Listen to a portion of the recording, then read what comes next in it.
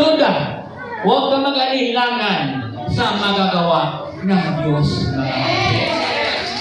Ang sabi sa Hebrew chapter 11 verse 6, hindi kinalugdan ng Diyos ang hindi nananalig sa Kanya. Sabi, bago kayo lumapit sa Diyos, maniwala kayo, may Diyos na magbibigay ng gantimpala sa mga humahanap sa Kanya. Kaya anuman ang iyong sakit ngayon, anuman ang iyong karamdaman ngayon, paniwalaan mo na ang regalo ng Diyos ay sa 21 anniversary, anuman ang sakit mo, iiwan mo dito yan. Pagadalingin. Hallelujah. Hallelujah.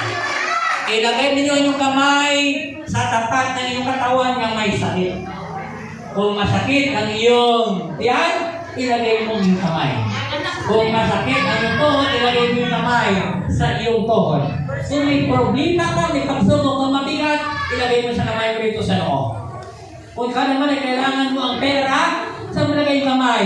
Sa bulsa na sa bulsa. Paniwalaan natin ng Diyos na ating kausap ngayon ay may dalang regalo para sa atin.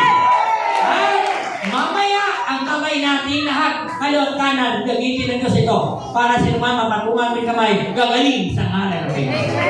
Amen ba? So bago tayo makipag-usap sa Diyos, mga kapatid ko, ay pwede kayo maghingi mamaya sa palitan ng gift of thanks o sa akin ng Diyos lang iba't ibang salita para hindi maintindihan ng demonyo. Walang hadlang, walang harang. Bakit? Hindi niya maintindihan yan. Kaya mamaya pwede mo gamitin ng gift of thanks para ikaw ay lalong pagpapalain ni Elzana. Amen mo ba? So, ayusin niyo yung pag-upo.